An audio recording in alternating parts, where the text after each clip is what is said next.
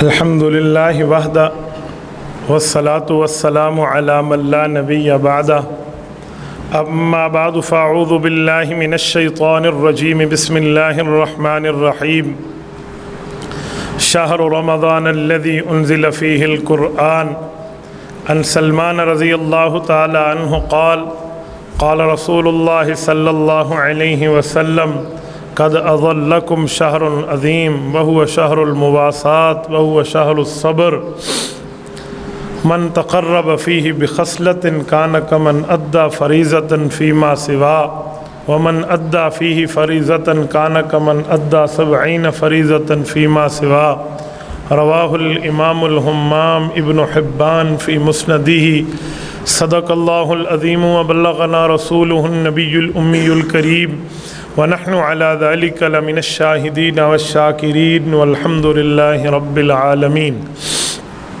معزز دوستو، رمضان المبارک صرف ایک جمعے سے بعد میں شروع ہو رہا ہے، چند دن رہ گئے ہیں، شاید شعبان کا ہم ایک جمعہ پڑھیں اور اس کے بعد رمضان المبارک کی ابتدا ہو جائے۔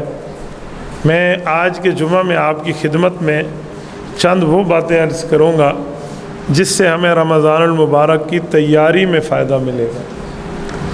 یہ بات یاد رکھیں کہ حضور پاک صلی اللہ علیہ وآلہ وسلم رمضان المبارک کی باقاعدہ تیاری 1-2 مہینے پہلے سے شروع فرما لیتے تھے۔ حدیث پاک میں ہے کہ جب اللہ کے رسول رجب کا چاند دیکھتے تو ماہ رجب میں ارشاد فرماتے اللہم بارک لنا فی رجب و شعبان و بلغنا رمضان، میرے مولا شعبان اور رجب میں برکت عطا فرما، ایسی برکت کہ ہم اس برکت کو لے کر رمضان تک پہنچ جائیں۔ آپ علیہ السلام کی یہ دعا کا معمول تھا۔ پھر حدیث پاک میں ہے رسول اللہ صلی اللہ علیہ وسلم شعبان کے پہلے 15 دنوں میں کثرت سے روزے رکھتے تھے۔ اماں جان عائشہ رضی اللہ تعالیٰ عنہ کا فرمان ہے کہ رمضان المبارک کے علاوہ اگر کسی مہینے میں مسلسل میں نے روزے رکھتے حضور کو دیکھا ہے وہ تو شعبان کا پہلا حصہ ہے۔ شعبان کے 15 دنوں کے بعد حضور پاک علیہ السلام نے عام طور پہ روزہ رکھنے سے منع فرمایا کہ اس میں کمزوری آ جائے گی، پھر رمضان کی کما حق کو تیاری نہیں ہو سکے گی۔ لیکن اس کا یہ مطلب نہیں ہے کہ رمضان کی ابتدا سے پہلے روزے حرام ہو جاتے ہیں، حرام نہیں ہے، یہ صحت کو، شفقت کو، طبیعت کو دیکھ کے اللہ کے رسول نے منع فرمایا تھا۔ کسی بندے کا معمول مسلسل روزے کا ہو نا تو اس کو کوئی منع نہیں ہے۔ پھر شعبان کے مہینے میں حضور پاک صلی اللہ علیہ وسلم باقاعدہ وعظ فرماتے، صحابہ کرام کو جمع فرماتے شعبان کے آخر میں، اور پھر رمضان کے فضائل بتاتے، رمضان کے مسائل بتاتے، رمضان المبارک میں کس کس کی بخشش ہونی ہے اس کا ذکر فرماتے، اور کون بد نصیب رمضان جیسے مہینے میں بھی اللہ سے مغفرت نہیں پا سکتا اس کی نشاندہی فرماتے، گناہوں سے توبہ کی بات فرماتے، اور پھر حضور پاک صلی اللہ علیہ وآلہ وسلم رمضان المبارک کی ابتدا فرماتے تھے۔ تو آج ہم حضور پاک کے دور سے 1400 سال دور ہو چکے ہیں، تو طبیعتوں میں بھی فرق آ گیا ہے اور نیتوں میں بھی فرق آ گیا ہے، تو باقاعدہ سمجھانا بتانا پڑتا ہے۔ عام بندوں کو تو یہ بھی نہیں پتہ ہوتا کہ ابھی شعبان ہے۔ یقین مانیں ہم نے بزرگوں کو دیکھا ہے، میں اپنے والد محترم رحمہ اللہ کی بات کروں نا تو رمضان سے پہلے مہینوں میں بھی ہمیں رمضان کا ماحول گھر میں ملتا تھا۔ ہم اپنے بزرگوں کو دیکھیں نا، آپ حضرات بھی اگر گھر میں اپنے بزرگوں کے معمولات پر غور کریں تو ایسے ہی نظر آتا ہے کہ وہ رمضان المبارک کی باقاعدہ ترتیب رکھتے، اس کے بارے میں غور و فکر رکھتے، بچوں کو سمجھاتے، روزے کے مسائل بتاتے۔ اگرچہ بچوں نے روزے نہیں رکھنا لیکن انہیں سمجھاتے سحری کیا ہوتی ہے، افطاری کیا یہ ایک مائنڈ سیٹ دینا ہوتا تھا۔ آج ہم اس سے بہت دور ہو گئے ہیں۔ تو میں اس حوالے سے چند چیزیں میں نے نوٹ کی، تو میں نے کہا میں آپ کی خدمت میں 2-4 باتیں عرض کروں جس سے بڑوں کو بھی فائدہ ہو اور چھوٹوں کو بھی فائدہ ہو۔ رمضان المبارک میں ہم کوشش کریں کہ ایسی ترتیب طے کر لیں جس میں ہمارا وقت ضائع نہ ہو۔ وقت ضائع ہونے کا مطلب کیا ہے؟ جسے ہم کہتے ہیں نا میں ٹائم پاس کر رہا تھا، وہ ٹائم فیل ہو رہا ہوتا ہے۔ ہم سمجھتے ہیں ٹائم پاسنگ ہے، وہ ٹائم پاسنگ نہیں ہے۔ شریعت میں ٹائم پاس اسے کہتے ہیں جو اللہ کے لیے لگ جائے، اللہ کی رضا کے لگ جائے، عبادت میں لگ جائے، ریاضت میں لگ جائے، رب کو راضی کرنے میں لگ جائے، رسول پاک صلی اللہ علیہ وسلم کے درود پاک پہ لگ جائے، دینی بات میں لگ جائے۔ تو یہ جو چیز ہے نا یہ ہے وقت کا پاس کرنا۔ اور ہمارے ہاں وقت کا پاس کرنا کیا ہے؟ خواہ مخواہ سے گھومتے رہو، ساری سرائے کی چادر کودتے تھے پیر بنی رہو. اس کا مطلب یہی ہوتا ہے نا، فضول کام بندہ ادھر ادھر روڈ ماسٹرنگ کرتا پھرے تو یہ ٹائم پاسنگ نہیں ہے. ہمیں پہلا کام یہ کرنا چاہیے کہ ہم نظام الاوقات بنا لیں کہ ہمارا وقت کم سے کم ضائع ہو یا ضائع ہی نہ ہو. جو وقت ہمیں ملے نا فارغ وقت میں، ہم اس میں اپنی تسبیحات کی ترتیب طے کر لیں، روزانہ کی بنیاد پہ درود شریف طے کر لیں، تلاوت طے کر لیں، باقی معاملات یہ میں آگے چل کے عرض کرتا ہوں. تو بنیادی بات سب سے پہلے ہم طے کریں کہ ہمارا وقت ضائع نہیں ہونا چاہیے. نمبر 2، یہ جو 11 مہینے ہم نے شیطان کے ساتھ یاری رکھ کے انٹرنیٹ کو اللہ رب العزت کی ناراضگی میں استعمال کیا ہے نا، تو کم از کم اس مہینے میں ہمیں اس انٹرنیٹ کو بند کر لینا چاہیے. نیٹ چلانا بھی ہے نا تو دین پہ چلائیں، دینی بیانات سنیں پھر تو ٹھیک ہے، لیکن سنیں دینی بیانات ان کے نہیں جو رمضان ٹرانسمیشن کے نام پہ رمضان المبارک میں تو صوفی بن کے ترغیب دینے آ جاتے ہیں اور 11 مہینے ان کا کام گلوکاری ہوتا ہے. ان کے نہیں، ان نے آپ کے رمضان کو خراب کرنا.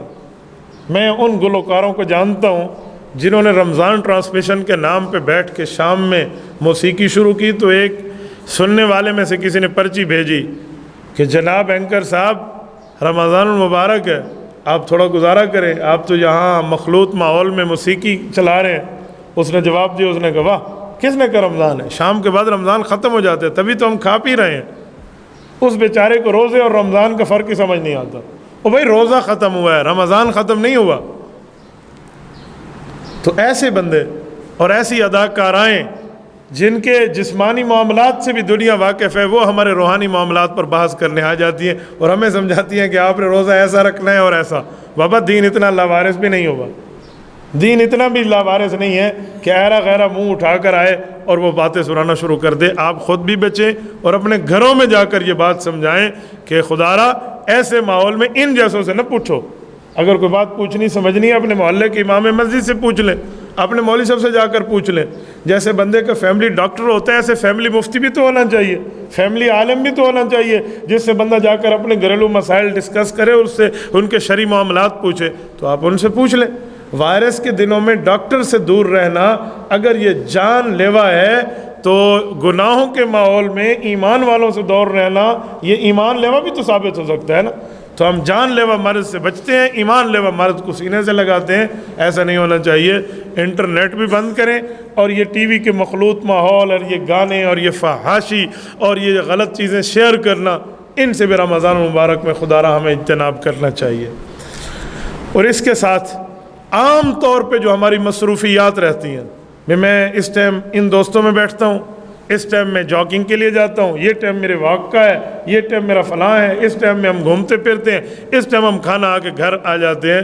ایسی مصروفیات کو ہم ترک کر دیں تو بہتر ہے. رمضان المبارک میں ایسی مصروفیات نہیں ہونی چاہیے کہ جی میرا یہ کام ہے یہ کام ہے. معمولات سے ہٹ کر کام کریں.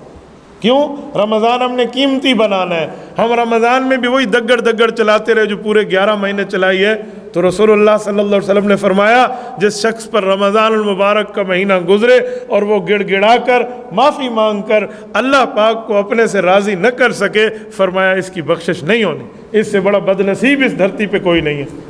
تو رمضان تو ہمارے نیکیوں کا سیزن ہے. تو اسی لیے ہمیں اپنی معمولات کی مصروفیات جو ہے نا اس سے بچ جانا چاہیے. باقی دفتر ٹائم آپ آفس ٹائم جاتے ہیں آپ جائیں، لیکن اس کے بعد جو ہماری وہاں کی جو فریشمنٹ کی ترتیبیں ہیں وہ تو نہیں ہونی. روزے کا حیا ہے تو ہمارے پاس قرآن کریم یا موبائل میں ہونا چاہیے یا مصحف جیب میں ہونا چاہیے. ایک بندہ مجھے کہنے لگا مولانا میں موبائل میں قرآن کریم کیسے رکھوں، اس میں تو گانے بجانے فلم ڈرامے یہ چیزیں ہوتی ہیں. میں نے کہا پھر ایک کام کرو گے؟ کہتے جی ہاں. میں نے کہا گناہ چھوڑ دو. چپ. میں نے کہا قرآن کریم موبائل میں رکھنے پہ تجھے حیا آتی ہے تو گناہ چھوڑ دے. اور خدا کے بندے رمضان مبارک میں آپ کو موبائل قرآن کریم میں ڈاؤن لوڈ کر لینا چاہیے کہ آفس ٹائم میں فارغ بیٹھا ہوں میں سورۃ یاسین پڑھ لوں، اس ٹائم میں بیٹھا ہوں کوئی 1-2 رکوع پڑھ لوں، تھوڑی سی تلاوت کر لوں اگر فارغ وقت ملتا ہے. نہیں تو آپ اپنا وقت وہیں بتائیں جو آپ کے آفس ٹائم کا ہے. میں اس میں کھینچنا نہیں چاہ رہا وقت، لیکن میں بتانا چاہ رہا ہوں کہ عام حالات سے ہٹ کے ہمیں رمضان مبارک کی یہ ترتیب رکھنی چاہیے. تو یہ ہوگا تو مصروفیات کی کمی ہماری بنے گی. اچھا، اس کے ساتھ قیام اللیل کی عادت بنائیں. قیام اللیل کیا ہے؟ تراویح اور چیز ہے، قیام اللیل اور ہے. تراویح کہتے ہیں وہ تراویح جو عشاء کی نماز کے بعد ہم پڑھ لیتے ہیں. قیام اللیل تہجد کو کہتے ہیں.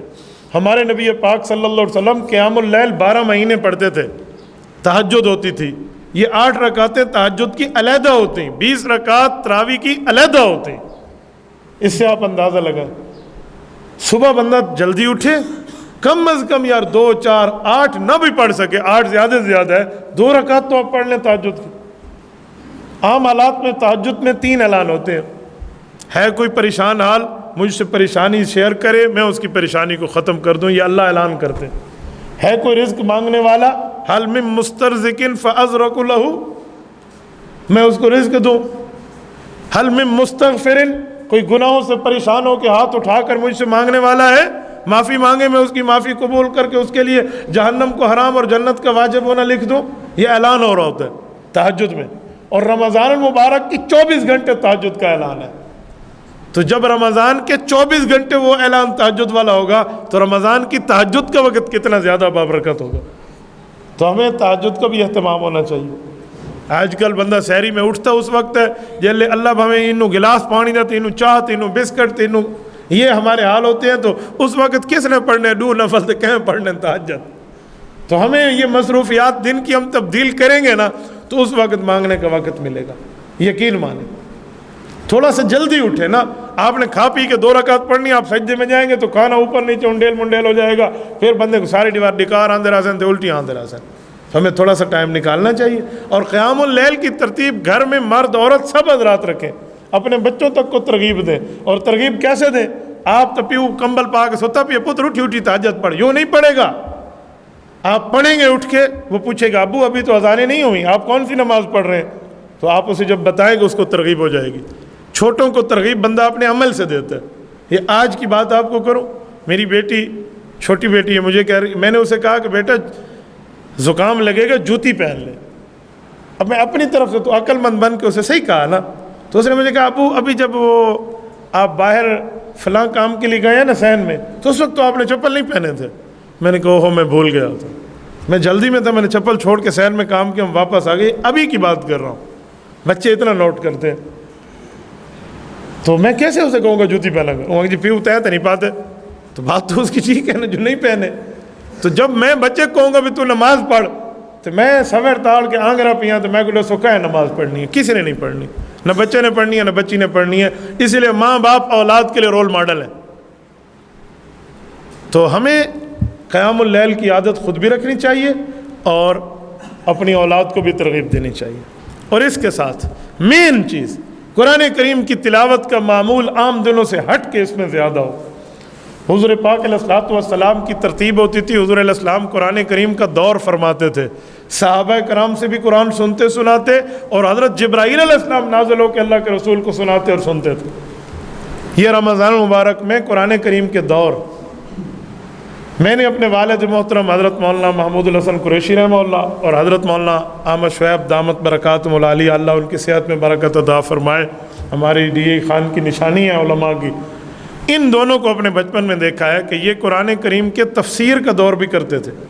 ایک پارہ اس نے قرآن کریم ترجمہ اور تفسیر سے پڑھا، پھر انہوں نے پڑھا، پھر وہ پڑھتے، یوں ختم ہوتا ہے ان کا۔ میں نے خود دیکھا ہے اپنے چھوٹی عمر میں، والد صاحب کے ساتھ میں وہاں جاتا تھا، مجھے بتائیں وہ لوگ تفسیر کے ساتھ اور ترجمے کے ساتھ 2 علماء بیٹھ کے ختم کر رہے ہیں، اساں بھاویں حال ہے قرآن دی آیت ہی نہیں پڑھتے، ہم نے تو خالی الفاظ ہی نہیں پڑھنے، متن ہی نہیں پڑھنا، آیتیں بھی نہیں پڑھنی۔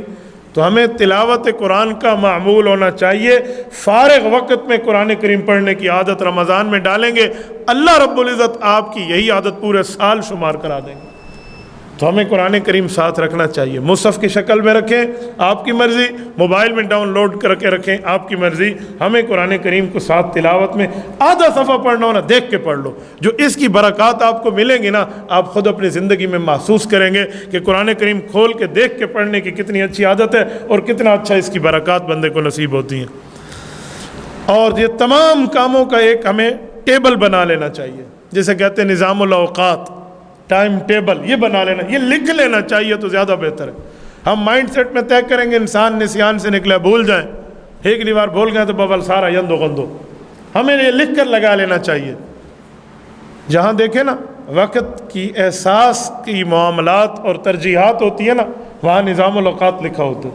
اسکول میں ٹائم ٹیبل لکھا ہے، آفس میں لکھا ہوا ہے، ایسا نکم میں صرف گھر دیں بیاسا نے لکھو. ہمیں عام حالات میں بھی لکھنا چاہیے. عام حالات میں اپنے پاس ڈائری رکھتا ہوں, مجھے کوئی کام کرنا ہوتا ہے میں اس دن میں یہ کام کرنا ہے, یہ الگ قسم میرا یوں لسٹ لکھی ہوئی ہوتی ہے, یہ کرنا ہے, یہ کرنا ہے, یہ کرنا ہے. یہ میں اپنے گھر میں سمجھاتا ہوں تو باقاعدہ یہ لکھ کر رکھے, پھر بندے کو یاد رہتا ہے. جو لکھ کے رکھنا ہے نا, وہ حضرت علی المرتضیٰ رضی اللہ تعالیٰ عنہ کا فرمان میں نے پڑھا ہے کہ العلم صید والکتابۃ قید, کہ کسی چیز کی معلومات یہ شکار ہے, اور اس کو شکار کرنا لکھ کے رکھ دینا ہے, آپ نے اپنا شکار وصول کر لیا. تو پھر بندے کو یاد رہتا ہے, چیزیں لکھ کے رکھیں. تو نظام الاوقات, ٹائم ٹیبل کی ترتیب یہ رمضان میں لکھ کے ہمیں لگا لینی چاہیے. 2-4 دن پہلے ہم نے یہ کرنا ہے, تو پھر ہمارے لیے آسانی رہے گی. نفلی عبادت کا اہتمام بھی اسی مہینے میں ہونا چاہیے. کیوں؟ نفل عام دنوں میں پڑھو تو نفل ہے. حضور پاک علیہ السلام نے فرمایا من تقرب فیہ بخصلۃ کان کمن ادی فریضۃ فیما سوا, اس کی نفل باقی مہینوں کے فرض پڑھنے کے برابر ہے. تو ہمیں نوافل میں تسبیحات بھی ہیں, نوافل میں تلاوت بھی ہے, نوافل میں ذکر اذکار بھی ہے, نوافل میں نفلی نماز بھی ہے. یہ ساری چیزوں کی ترتیب ہونی چاہیے. نوافل کا پورا ہمارے پاس ایک پورے کا پورا ڈیٹا ہونا چاہیے. کیوں؟ کل قیامت کے اندر اللہ کے دربار میں حدیث پاک میں ایک شخص کو لایا جائے گا جس کے فرض بہت اچھے نکلیں گے, لیکن فرضوں میں کمی ہو جائے گی. تو اس کی کمی کو اللہ کے رسول نے فرمایا یہ نوافل سے پورا کیا جائے گا. آپ مجھے بتائیں ہمارے فرض کہاں کامل ہیں, ہمارے واجب کہاں کامل ہیں, ہماری باقی عبادات کہاں کاملیت میں ہے؟ کمی بیشی رہ ہی جاتی ہے بندے کی, اکثر طور پہ رہ جاتی ہے. یہ نماز میں بھولنے کی عادت ہے. لوگ کہتے ہیں جی ہم نماز میں بھول گئے. بھولتے کیوں ہیں؟ جب ہم ادھر ادھر کی باتیں سنیں گے تو بھولیں گے اسے. ایک بندہ اس دن مجھے کہنے لگا, عقل مند آدمی ہے, کہتے حضرت مجھے ظہر کے فرض 10 پڑھنے پڑے. میں نے کہا 10 کیوں پڑھے؟ وجہ؟ کہتے حضرت 2 رکعت پہ سلام پھیر دیا, اٹھ کے جا رہا تو پھر میں نے کہا 10 پڑھے ہیں. پھر میں دوبارہ آیا ہوں, پھر 4 پڑھے, اس میں غلطی ہو گئی. تو اب مجھے سمجھ نہیں آتا تھا سجدہ صاف کروں یا کیا کروں, تو میں نے وہ نماز توڑ دی. 4تھی رکعت میں 2 اور 4 کتنے ہو گئے؟ 6. اس کے بعد کسی مولوی سے پوچھ پاچھ کے پھر میں نے پڑھا تو 4 پڑھے, تو ظہر کے مجھے 10 فرض پڑھنے پڑے. معلومات ہوتے نہیں ہیں تو ہمارے اندر کمی تو رہ جاتی ہے. یہ کمی ہماری نوافل سے پوری ہوگی. تو یہ نوافل کا اہتمام, اور اس کے ساتھ اشیاء ضرورت کے لیے جو ہم خرید و فروخت کے لیے بازار جاتے ہیں, موٹے موٹے سودے رمضان سے پہلے لے کر رکھتے ہیں, تاکہ رمضان میں بازار جائیں گے, دھوپ ہوگی, گرمی ہوگی, روزہ ویسے لگ جائے گا, کل تو روزہ رکھنا کو نہیں, اما میں تو 1 بار پہلے سودے گرن گیا, ہم آج نہیں بھی رکھیں گے میں نے کو. تو یہ بہانے ہمیں لگانے پڑیں گے. اس سے بہتر ہے ہم یہ جو سودا سیلف ہے یہ ہم شیلے پہلے لے کر رکھ دیں. ہاں کوئی چھوٹی موٹی چیز ہو, کوئی ہو تو چلو اس کے لیے بندہ بازار جائے, ان دنوں میں کم سے کم جائے تاکہ بد نظری بھی سے بھی بندہ بچ جائے, باقی گناہوں سے بچ جائے. حدیث پاک میں رسول اللہ صلی اللہ علیہ وسلم نے فرمایا کہ میرے اللہ نے مجھے فرمایا ہے کہ جن جگہوں سے میں نفرت کرتا ہوں ان میں سب سے پہلے بازار ہے, اور جن جگہوں سے مجھے محبت ہے ان میں سب سے پہلے مسجد ہے. احب البلاد الی اللہ مساجدها وابغض البلاد الی اللہ اسواقها, یہ حدیث پاک. تو ہم بازار میں وقت بتانا اپنا سمجھتے ہیں, بازار میں بیٹھا تو ٹائم پاس ہو گیا. نہ میرے بھائی, ٹائم فیل ہو گیا. پاس چیز وہ ہے جو اللہ کے راستے میں لگ جائے, تو اسی لیے پہلے خرید کے رکھ دینی چاہیے. اور اس کے ساتھ مسجد میں ٹھہرنے کی عادت بنائیں. المؤمن فی المسجد کالسمک فی الماء والمنافق فی المسجد کالطیر فی القفص. فرمایا جیسے ایک پرندے کو پکڑ کے آپ پنجرے میں رکھ دیں, وہ اڑتا ہے, پھڑپھڑاتا ہے, بھاگتا ہے میں یہاں سے نکلوں. فرمایا جس بندے کی مسجد میں حالت یہ ہو وہ بندہ منافق ہے. اور المؤمن فی المسجد کالسمک فی الماء, اور پانی میں مچھلی چاہتی ہے کہ میں ہمیشہ رہوں, کا مؤمن ایسے چاہتا ہے کہ میرا وقت زیادہ سے زیادہ مسجد میں گزرے. تو مسجد میں زیادہ اوقات گزارنا, اس کے لیے نظام بنانا. رمضان بہت اچھا مہینہ ہے. اذان ہمیں مسجد میں آ کر ملے, یا اذان ملے اور دوڑ کے آئیں. عام دنوں میں اگر اذان کے بعد تھوڑی سستی ہو جاتی تھی, ہمیں رمضان میں یہ نہیں ہونا چاہیے. اگر ہم مساجد میں آنے کا یوں معمول اس مہینے میں بنا لینا, باقی مہینے اللہ پاک ہمارے اس بالکل صحیح گزار دیں گے. کیوں؟ یہ فطرت ہے کہ رمضان جیسے گزرے گا باقی سال ویسے گزرے گا. یہ للہیت سے, تقوی سے, پڑھ کے اللہ کی عبادات سے گزرا تو وہ بھی ایسے, اور اگر یہ غفلت سے گزرا تو اللہ نہ کرا رمضان مبارک کے بعد پورا سال بھی غفلت سے گزرے گا. تو اس لیے بہتر ہے کہ ہمیں اس کے اندر معاملات ٹھیک رکھتے ہوئے یہ چیز بھی زیادہ ہونی چاہیے کہ ہم مسجد میں ٹھہرنے کا, مسجد میں بیٹھنے کا ماحول بنا. مسجد فرشتوں کا ماحول ہے. ہم لوگ سمجھتے میں کو تو ایک فرشتے دی خواب زیارت تھی، میں خوش تھی گیا، خواب میں فرشتے کی زیارت تو بندہ خوش ہو جاتا ہے۔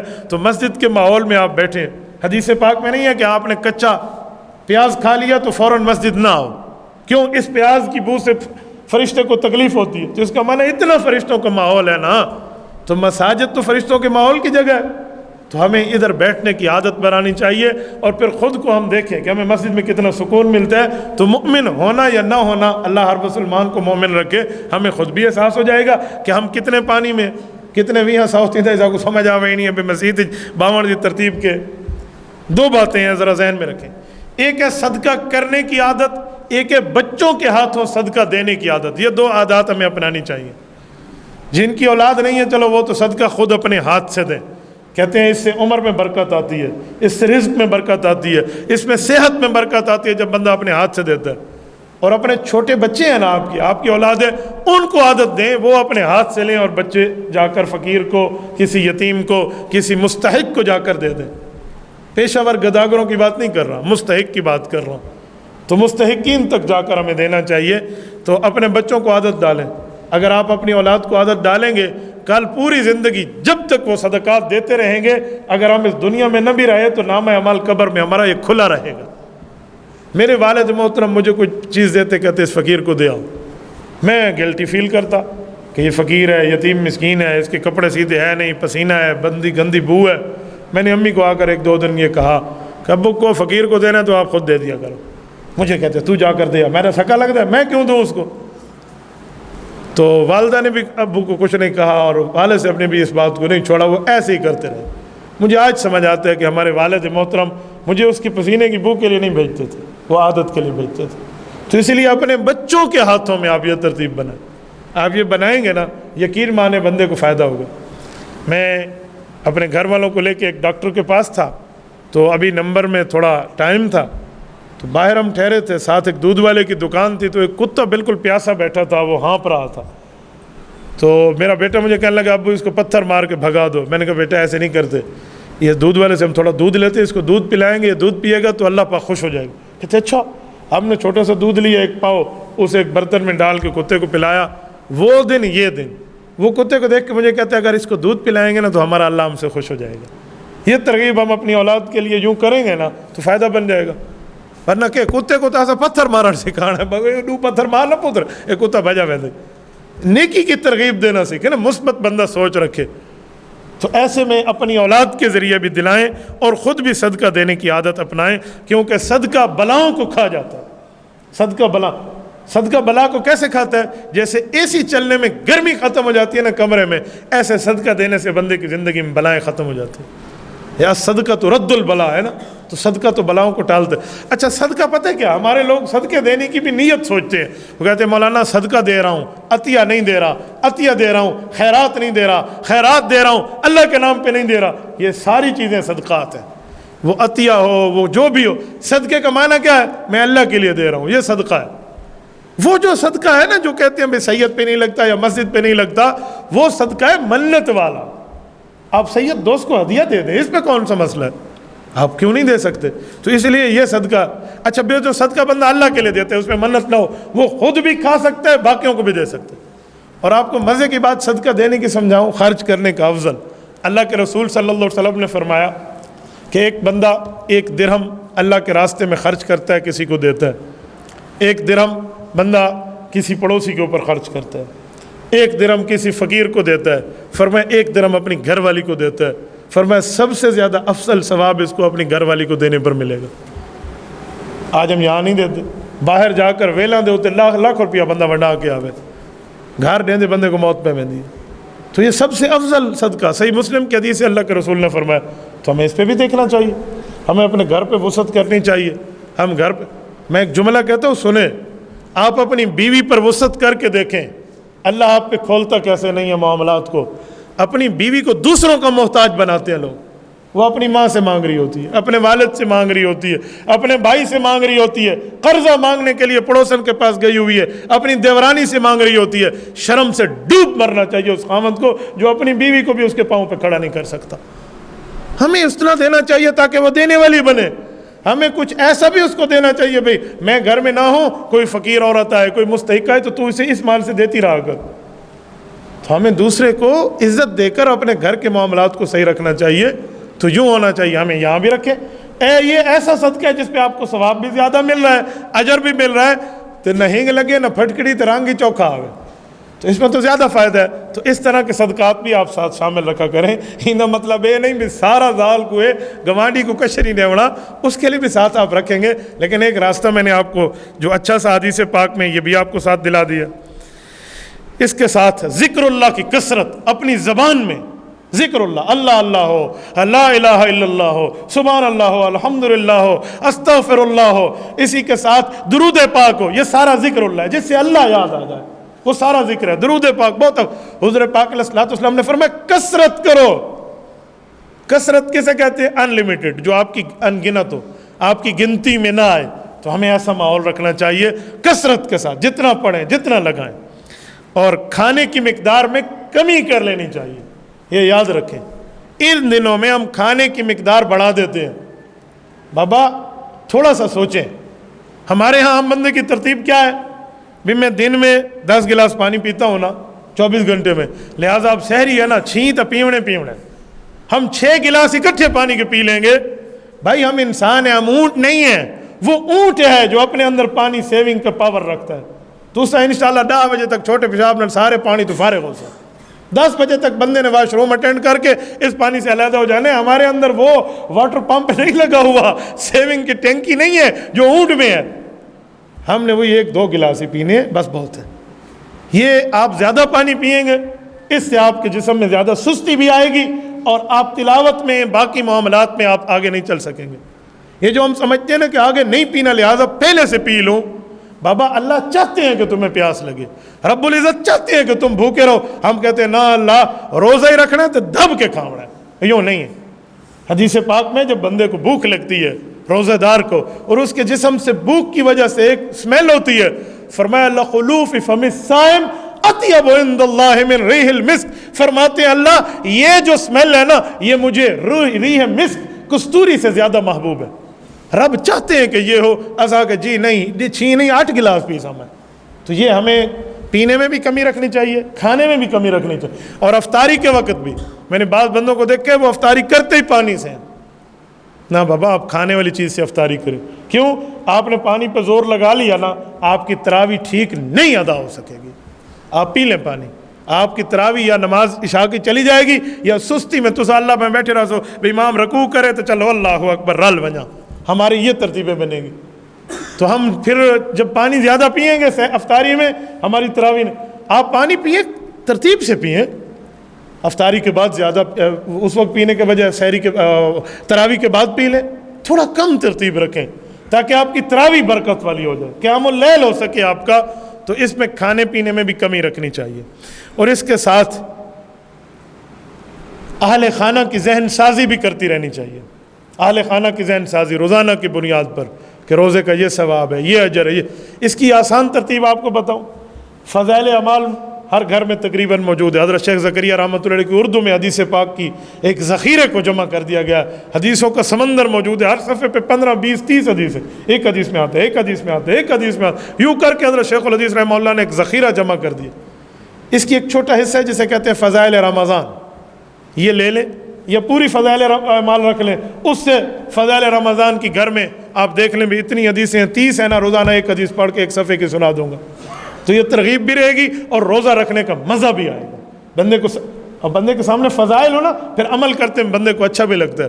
میں نے دیکھا ہے عمروں کے سفر پہ لوگ جاتے ہیں، فضائل سامنے نہیں ہوتے، وہ کہتے ہیں جلدی جلدی 7 چکر مارا تھے ہوٹل ایوان کے سامنے۔ میں نے خود دیکھا ہے، ایک بندہ کہہ رہا تھا جلدی جلدی نہ مرڑا کڈا، یہ لفظ کہہ رہا ہے جلدی جلدی یہ طواف سے فارغ ہو جائے، میں نے ہوٹل میں سونا ہے، میں تھکا ہوا ہوں۔ حالانکہ ایک قدم پر 500 سال جہنم سے دوری ہے، ایک قدم پہ۔ بہتر ہے کہ ہم لمبے سے لمبا چکر رکھیں تاکہ میں جہنم سے جتنا زیادہ دور ہو سکوں۔ لیکن ایک بندے کے سامنے فضائل ہے ہی نہیں تو یہ کچھ آخسی بھی جان چھوڑا میں 7 پھیرے مارا تو میں سام پاؤں، یہی کہے گا نا۔ فضائل سامنے نہیں ہو تو بندے کو عبادت کا مزہ نہیں ہے، تو فضائل سامنے ہونے چاہیے۔ فضائل رمضان لے کر گھر میں اس کے لیے آپ بڑے بیٹے کو کہہ دیں، بڑی بیٹی کو کہہ دیں، یہ خود پڑھیں، یا گھر والے کو کہہ دیں بھی 5 منٹ اس کی تعلیم ہوگی، آپ بیٹھ جائیں، آپ دیکھیں کہ رمضان گزرتا کیسے ہے۔ اللہ کی قسم جو اس میں بندے کو فائدہ ہوتا ہے. اور اس کے ساتھ قیلولہ کرنا سیکھیں. دوپہر کے وقت ظہر کے بعد کر لیں یا ظہر سے پہلے. اصل میں تو یہ ہے گرمیوں میں جب ظہر لیٹ ہوتی ہے, ظہر سے پہلے 15 منٹ کیوں نہ سونا ہو قیلولہ, یہ ہونا چاہیے. اس سے کیا فائدہ ہے؟ حضرت حفصہ رضی اللہ تعالیٰ عنہ کو اللہ کے رسول نے فرمایا, حفصہ اس سے تہجد میں اٹھنے میں فائدہ ملتا ہے, ام المؤمنین رضی اللہ عنہ. تو قیام اللیل مضبوط کرنا ہے نا, تو قیلولے کی 15 منٹ کی نیند ہو لیکن ہو.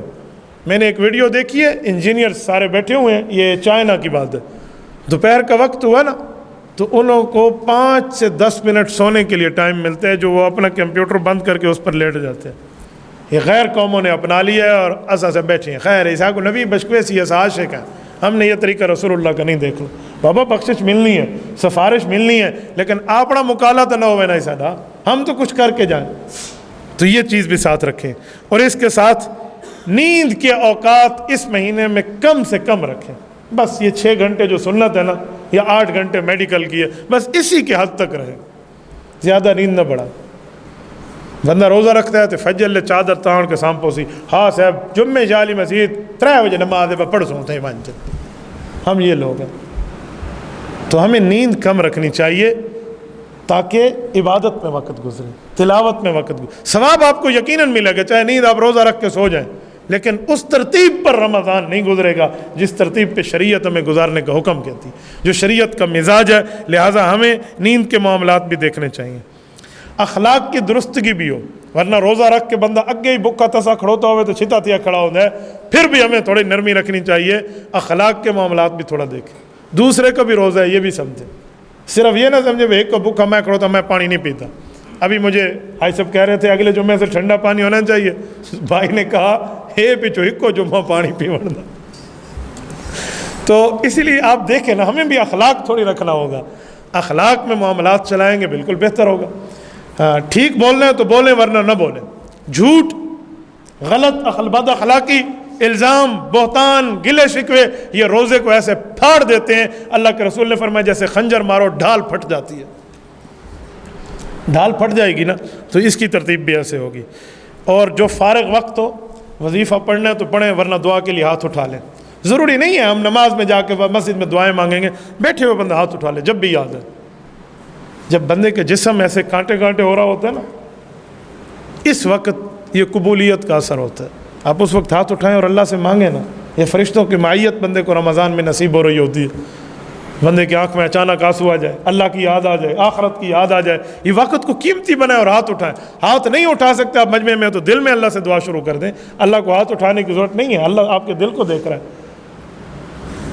تو اس وقت دعاؤں کا کثرت سے اہتمام ہونا چاہیے. اور روزے کی مسائل سے واقفیت بھی ہونی چاہیے. نہیں مولوی صاحب این تھی کہ ہوں ڈسو کفارہ آسی یا نہ آسی, قضا آئے گی یا نہیں آئے گی, یہ مسائل بھی ہمیں معلوم ہونے چاہیے. مسائل رمضان چھوٹی سی کتاب حضرت مولانا اشرف علی صاحب نے اس پہ رسالہ لکھ دی ہے. حضرت مولانا علاؤدین صاحب رحمہ اللہ کے مدرسے سے چھپا ہوا ہے. مسائل رمضان لے لیں, نہیں تو معلومات کر لیا کریں نا. روزانہ کے درس میں علماء کے پاس بندہ بیٹھ کے پوچھ لیا کرے, تو مسائل بھی پتہ ہونا چاہیے تاکہ اس سے میرے روزے صحیح طریقے سے ہیں. سگریٹ اور یہ نسوار جو ہے اس سے روزہ ٹوٹ جاتا ہے. اس لیے ذہن میں رکھیں کہ یہ آپ اس کی ترتیبیں کم از کم رمضان میں تو چھوڑ دیں, ورنہ سگریٹ والے حکے والے میں نالو رکھ کے بیٹھے ہوتے ہیں مولی گولا بجاوے صحیح. تو یہ اس مہینے میں تھوڑا چھوڑنے کی عادت رکھیں گے نا, باقی مہینے میں بھی اللہ پاک کرم فرمائے گا. ایک بندے نے مجھے کہا دھوئیں سے کوئی روزہ ٹوٹتا ہے؟ میں بٹھے دوتے ساری بار کام کریں اون دھو نال روزہ نہیں توڑتا, یہ سگریٹ دے دھو نال روزہ توڑ دے, ادھر نہیں توڑتا مولوی صاحب. میں مولوی قرآن کی تھی پہر, میں کہ حکا پیتا کر, خالی سگریٹ چھوٹی شے ہے. آپ مفتی بن کے بیٹھے ہوئے ہیں دنیا میں. میں نے خود ایک آدمی کو نسوار رکھتے ہوئے دیکھا روزے میں, اس نے کہا مولوی ایسے غلط کرتے ہیں, کوئی نہیں توڑتا. میں رکھا, میرا ٹوٹ گیا روزہ. تو یہ اس میں علماء سے جھگڑے نہیں, وہ آپ کا ایمان بچانا چاہتے ہیں, آپ کو مسائل بتاتے ہیں. ورنہ مولوی حضرت والا کوئی بننا ڈنگا نہیں بھئی میری زمین تے قبضہ کی تھا, وہ آپ کو مسئلہ سمجھا رہا ہے. اس لیے یہ بھی دیکھیں. اور اس کے ساتھ توبہ میں جلدی, جو گناہ یاد ہے فوراً توبہ, اللہ مجھ سے غلطی ہوگی اللہ معاف کر دے. توبہ میں جلدی جتنی ہوگی, کیونکہ پہلے 10 دن یہ رحمت اترتی رہتی ہے, دوسرے 10 دن یہ مغفرت کی اعلان ہوتے ہیں, اور تیسرے 10 دنوں میں ان بندوں کا نام جہنم سے مٹا دیا جاتا ہے جن پر جہنم واجب ہو چکی ہوتی ہے.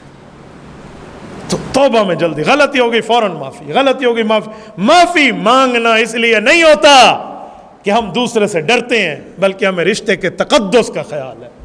معافی مانگنے کا مطلب مجھے اس تعلق کا احساس ہے، تو اس کے لیے توبہ میں جلدی، اور دل کو اللہ کے لیے کچھ ٹائم فارغ کیا کریں، کم از کم 5 منٹ، زیادہ آپ جتنا ٹائم رکھیں، کم از کم 5 منٹ تنہائی میں بیٹھیں، جہاں کوئی موبائل نہ ہو، کوئی انٹرنیٹ نہ ہو، کوئی ساتھی نہ ہو، کوئی دوست نہ ہو، علیحدہ بیٹھیں اور اپنے آنکھیں جھکائیں اور دل سے دیکھیں کہ اگر مجھے اس وقت موت آ گئی تو میں قبر میں اللہ کو کیا جواب دوں گا؟ کیا میں جواب دینے کی پوزیشن میں ہوں؟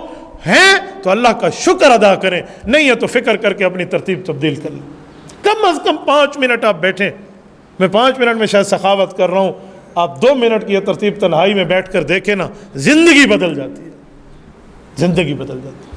24 گھنٹے ہیں، ان میں سے 23 گھنٹے 55 منٹ اپنے پاس رکھیں، 5 منٹ تنہائی اللہ کو دینا دیکھیں، آپ کو خلوت میں بیٹھنے کا مزہ آئے گا۔ میں نے ایک بندے کو گناہوں کی توبہ پہ اس طریقے سے اس کی توبہ کرائی اور یہ اسے نسخہ دیا، تو اس کے لفظ ہیں، بڑی عمر کے بندے، مجھے کہتے ہیں مفتی صاحب چس آ گئی، اللہ کی قسم 5 منٹ کیا بات ہے، تو تھوڑا ٹائم لس ہے۔ تو یہ ترتیب آپ رمضان میں بہت اچھے سے کر سکتے، اور اس کے ساتھ سارے کاموں میں نیت اچھی ہونی چاہیے، اچھی نیت کے ساتھ۔ ایک صحابی آئے اور نے قلعہ زمین میں گاڑ دیا تھا، حضور پاک علیہ السلام سے آ کر پوچھا یا رسول اللہ مجھے ثواب ملے گا؟ کوئی بندہ آئے گا، مسافر آئے گا، اپنا گھوڑا باندھے گا، اپنی سواری، فرمایا ثواب ملے گا۔ یہ ابھی بیٹھے ہوئے ہیں کہ ایک اور آیا، اس نے وہی قلعہ اکھیڑا ہوا تھا، وہ کسی اور جگہ سے آ رہا تھا، ان دونوں کو ایک دوسرے کا پتہ نہیں تھا۔ اب یہ بہت پریشان ہے کہ جو میں لگا کے آؤں یہ اکھیڑ کیا ہے؟ انہوں نے کہا یا رسول اللہ فلاں جگہ سے آ رہا تھا، قلعہ تو لگا ہوا تھا لیکن راستے میں تھا، تو میں نے کہا کسی کو چوٹ لگے گی، ٹھڈا آئے گا، کسی کو تکلیف ہوگی، تو میں نکال کے لائیں، اس کو کسی اچھی جگہ لگا دیں، مجھے ثواب ملے گا؟ فرمایا تجھے بھی ملے گا۔ یہ نیت کی درستگی ہے، تو نیت کے درستگی کے ساتھ ہونا پھر مسئلہ نہیں ہے۔ اور آخری گزارش، یہ ان تمام امور کی دوسرے کو دعوت بھی دیں، دوسرے بھائی کو سمجھائیں بھی، ابتلا یہ صرف اپنے تک نہ رکھیں، آپ کی ذمہ داری ہے آپ کے گھر تک بتانا۔ جو شادی شدہ ہے بیوی اس کی ذمہ داری ہے، بچے اس کی ذمہ داری ہیں، اور جو غیر شادی شدہ ہے وہ اپنی بہنہ جی کو جا کر بتائے، اپنے بھائی کو بتائے، امی کو بتائے۔ ان عورتوں پہ جمعہ واجب نہیں ہے، وہ جمعہ پڑھنے نہیں آ رہی، اللہ نے ان کو پیکج دیا ہوا ہے، گھر میں ظہر پڑھیں گے۔ جو ہم یہاں پڑھ کے گئے ہیں اسا بقرعید تے کم آونا ہے، ہم نے یہ مسئلہ نہیں بتانا، ہم نے گھر جا کر یہ نہیں بتانا، ہم بتائیں گے، خدا کی قسم کھا کے کہہ رہا ہوں ہمارے گھر کا ماحول دینی ہوگا۔ تو ایسے کر رہی ہے، یہ باتیں ختم ہو جائیں گی، تجھے نہیں پتا یہ بات ختم ہو جائے گی، بابا اویئرنیس تم نے دینی ہے، بات تم نے جا کر، ان کا حق ہے۔ صحابہ کرام حضور پاک علیہ السلام کے پاس آتے، جو مسائل سنتے وہ گھر والوں کو جا کر سمجھاتے، بیراور کراتے، روشناس کراتے، بتاتے ان کو یہ ہماری ذمہ داری، ہم بتائیں۔ ہاں ڈنڈا نہ اٹھائیں، آپ کی بڑی بہن ہے وہ آپ کی بات نہیں مانتی تو ڈنڈا چاہ کے بیٹھتی، ڈنڈے اٹھانے کی بات نہیں، بابا آپ ایڈمنسٹریٹر نہیں ہیں، آپ نے مسئلہ بتانا ہے، منوانا نہیں ہے، آپ نے ترغیب دینی ہے، آپ نے سمجھانا ہے۔